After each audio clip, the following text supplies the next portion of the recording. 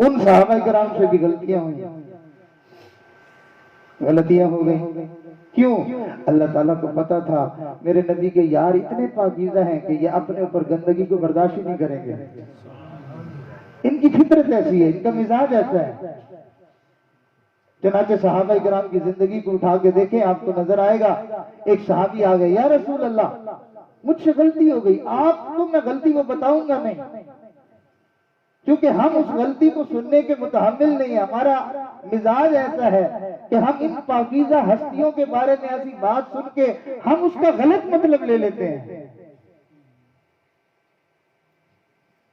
ہمارا تو حال یہ ہے کہ ہم کسی کو اللہ والے کو ہنستا ہوا دیکھیں تو ہم کہتے ہیں اچھا یہ ہنس بھی لیتا ہے. خود ہم گناہوں میں پڑے ہوئے ہوں گے تو کوئی بات نہیں، کوئی اللہ کا بندہ مسکرا رہا ہوگا تو ہمیں وہ بھی اس پہ بھی پریشانی ہو جائے گی. ادھر اولیاء کے بارے میں ان کا مسکرانا اور ہنسنا بھی عیب ہے، اور ادھر کچھ لوگ ہیں کہ ان کا ننگے ہو جانا بھی ولایت کے خلاف نہیں ہے. آدھا ننگا آدھا ولی، پورا ننگا پورا ولی.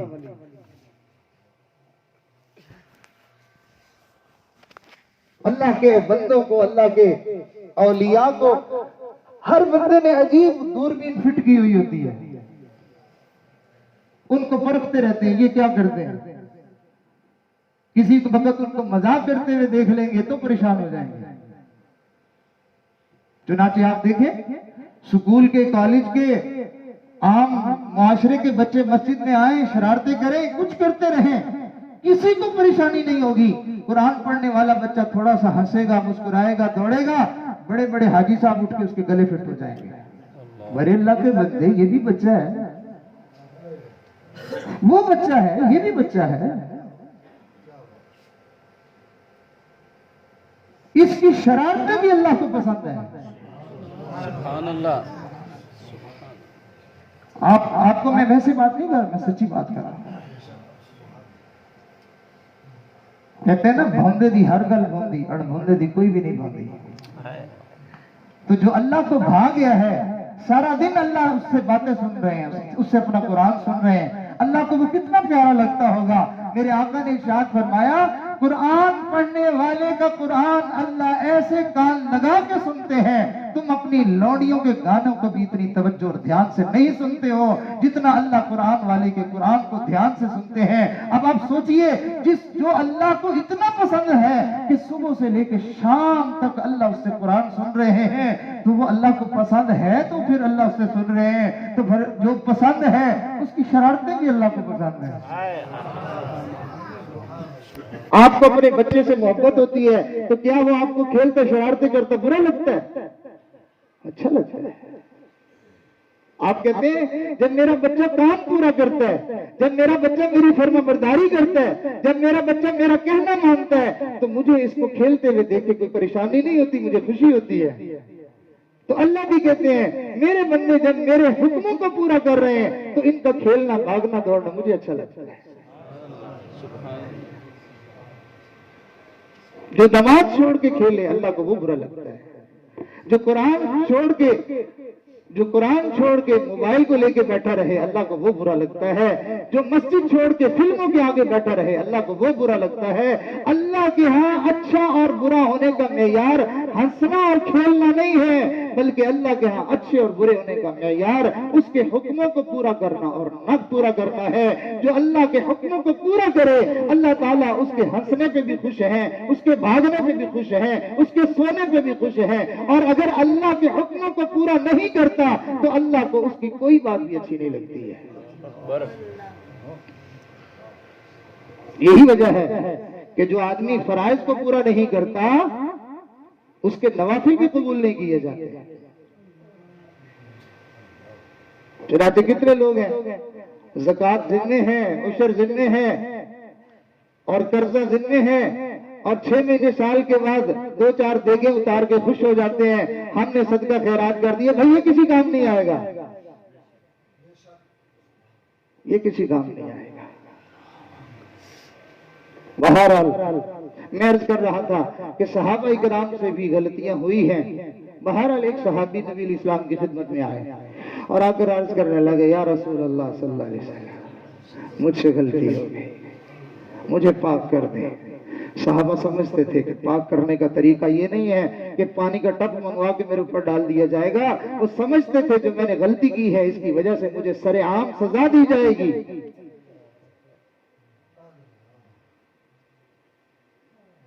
ان کے اندر کی پاکیزگی گناہ کرتے ہوئے کسی نے نہیں دیکھا ان کو۔ اللہ کے محبوب کی خدمت میں آ کے خود سے کہہ رہے ہیں اللہ کے نبی مجھے پاک کریں۔ نبی علیہ السلام نے سنا اور بات کو انسنا کر دیا۔ کچھ دیر بیٹھے رہے، پھر اللہ کے نبی نماز کے لیے تشریف لے گئے تو آپ نے نماز، وہ صحابی بھی پیچھے پیچھے، تو نماز پڑھ کے واپس آئے، انہوں نے پھر وہی بات اللہ کے نبی مجھے پاک کریں۔ تو نبی علیہ السلام نے ارشاد فرمایا تم نے میرے ساتھ نماز نہیں پڑھی، اللہ کے نبی پڑھی ہے۔ آپ نے ارشاد فرمایا ان الحسنات داخل ہونے لگی تو جو گھر کا نوکر تھا اس نے اس کو بری نظر سے دیکھا اور اس کو پکڑنے کی بھی کوشش کی۔ یہ شہزادی جلدی سے اندر چلی گئی اور بادشاہ کو جا کے کہا کہ دیکھیں میں شہر گئی تھی، کسی بندے نے میری طرف نظر اٹھا کے نہیں دیکھا، یہ گھر کا جو ہمارا نوکر ہے، ملازم ہے، اس نے میرے ساتھ یہ حرکت کی۔ شہزادی نے جب یہ رپورٹ دی بادشاہ نے رونا شروع کر دیا، کہا ہاں عدلے کا بدلہ ہوتا ہے، میں کبھی رعایا میں سے کسی کی ماں بہن بیٹی کی طرف نظر نہیں اٹھایا کرتا تھا، ایک مرتبہ میں نے ملازمہ کے اوپر غلط نظر اٹھائی تھی اور میں نے ہاتھ بڑھانے کی کوشش کی تھی، اس کا بدلہ مجھے مل گیا ہے۔ وَلَا يَحِيقُ الْمَكْرُ السَّيِّئُ إِلَّا بِأَهْلِهِ وَلَا يَحِيقُ الْمَكْرُ السَّيِّئُ إِلَّا بِأَهْلِهِ۔ انسان کے گناہوں کا، اس کے مکر و فریب کا، اس کی جو ہے وہ غلط باتوں کا وبال لوٹ کر اس کے اپنے اہل پر آتا ہے۔ تو میں یہ عرض کر رہا تھا کہ برا بننا یہ نہیں ہوتا کہ انسان سے کسی وقت غلطی ہو جائے، اللہ کی رحمتیں بڑی وسیع ہیں، اللہ تعالیٰ بڑی جلدی بندے کو معاف کر دیتے ہیں۔ نبی علیہ السلام نے کتنی بڑی بشارت سنائی ہے، ارشاد فرمایا میری امت کے لوگوں سنو، میں نے اللہ سے اتنا مانگ لیا، اتنا مانگ لیا، اب میرا اللہ تم پر اتنا مہربان ہو گیا ہے کہ اگر تم اپنے گناہوں پر اللہ سے معافی مانگو گے تو صرف وہ معاف ہی نہیں کر دے گا بلکہ اللہ تمہیں ایسا بنا دے گا جیسے زندگی میں کبھی تم نے کوئی گناہ کیا ہی نہیں تھا۔ التائب من الذنب کمن لا ذنب لہ، گناہوں سے توبہ کرنے والا ایسا ہوتا ہے جیسے زندگی میں کبھی اس نے کوئی گناہ نہ کیا۔ تو اب آپ بتائیے کہ گناہوں سے بچنا تو مشکل ہے، گناہوں سے بچنا تو مشکل ہے، لیکن گناہوں کو بخشوانا تو مشکل نہیں ہے، یہ تو بڑا آسان ہے۔ تو جو بندہ گناہ بخشوا لے تو ایسا ہی ہے جیسے اس نے گناہ کوئی نہیں کیا۔ تو ہمیں اگر گناہوں سے بچنے کا ہنر نہیں آتا، ہمیں بچنے کا ڈھنگ نہیں آتا، گناہوں کو بخشوانے کا ہنر ہی سیکھ لیں ہم۔ اللہ کتنی جلدی معاف کر دیتے ہیں۔ چنانچہ بڑے بڑے اولیاء کرام، بڑے بڑے اللہ والے، وہ اللہ تعالیٰ سے ہمیشہ اپنے گناہوں کی معافی مانگتے رہتے تھے۔ اللہ کا کوئی ولی آپ کو یہ کہتا ہوا نظر نہیں آئے گا کہ میں نے گناہ نہیں کیا۔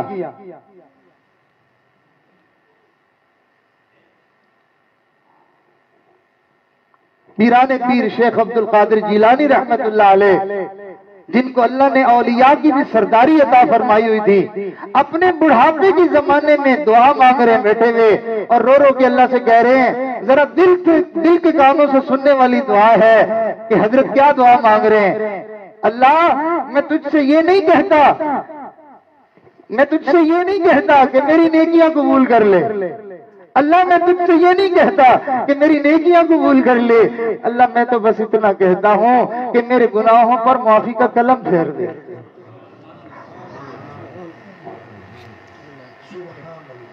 ہمارے علاقے کے بزرگ اللہ کے برگزیدہ بندے حضرت خواجہ غلام فرید رحمت اللہ علیہ، ان کا ذرا آپ کلام سنیں تو آپ کو اندازہ ہوگا کہ اللہ کے سامنے کیسے معافیاں مانگ رہے ہیں۔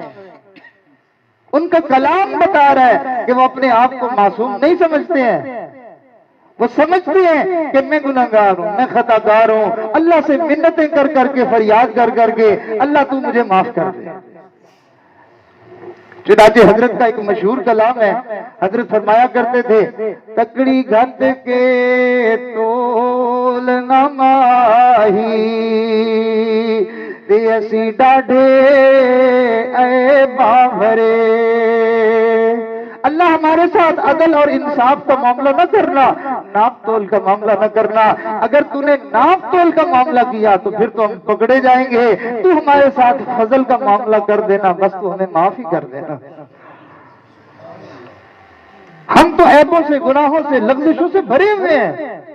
تکڑی گھٹ کے تول نہ ماہی تے اسی ڈاڈھے اے باورے، در آیا دی لاج تہانوں تے نہ کرو پرے پرے۔ حضرت یہ فرما رہے، اللہ مجھے اپنے در سے پرے نہ کر دینا، دور نہ کر دینا۔ اور آج کتنے لوگ ہیں جو حضرت خواجہ صاحب کا نام لیتے ہیں اور اللہ کے دروازے پہ آنا پسند ہی نہیں کرتے ہیں۔ وہ اللہ سے دعا مانگ رہے ہیں کہ اللہ مجھے اپنے دروازے سے دور نہ ہونے دینا، اور ہم ہیں کہ ہم دروازے کے قریب نہیں آتے۔ اللہ والوں کی نشانی یہ ہوتی ہے کہ ان کو اللہ سے محبت ہوتی ہے، ان کو اللہ کے نبی سے محبت ہوتی ہے، ان کو قرآن سے محبت ہوتی ہے، ان کو مسجدوں سے محبت ہوتی ہے۔ اور کچھ لوگ ہوتے ہیں جو مسجدوں میں آنا پسند ہی نہیں کرتے اور پھر بہانے بناتے ہیں، ساڑی 5 ویلے ساڑی ہر ویلے۔ ایسا وہ ملعون ہے کہ اللہ اس کو اپنے دروازے پہ آنے نہیں دیتا، اور یہ کہتا ہے کہ تاڑی 5 ویلے ساڑی ہر ویلے، کیا تیری ہر وقت ہوگی، تجھے تو ایک دفعہ بھی اس کے دروازے پہ جانا نصیب نہیں ہو رہا۔ جس کو پسند نہ کیا جائے اس کو اپنے دروازے پہ نہیں بلایا جاتا۔ بہت سارے لوگ ہیں جن کو آپ یہ کہتے ہیں خبردار اگر تو میری گلی میں کہیں نظر آ گیا تو دعوت دینا، گھر بلانا تو بڑی بات ہے۔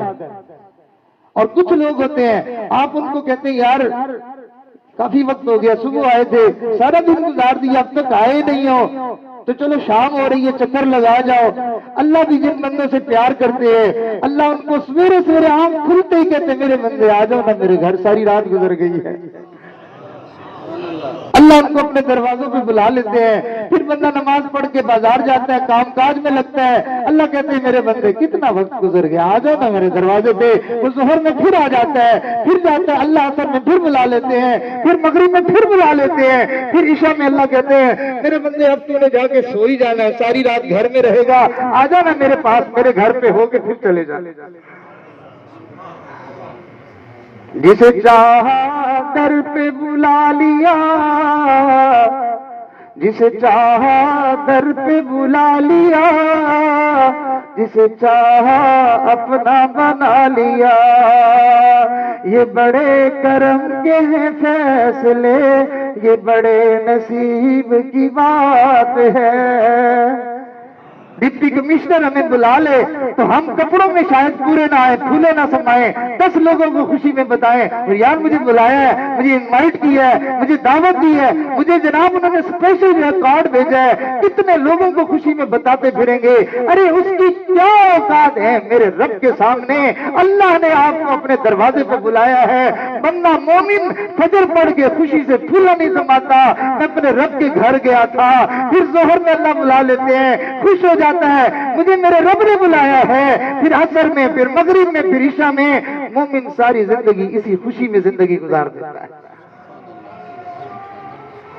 حضرت خواجہ صاحب فرما رہے ہیں اللہ اپنے دروازے سے مجھے دور نہ کرنا۔ در آیا دی لاج تہانوں تے نہ کرو پرے پرے، در آیا دی لاج ताज तुहानू चाहे छोटे ते चाहे खरे।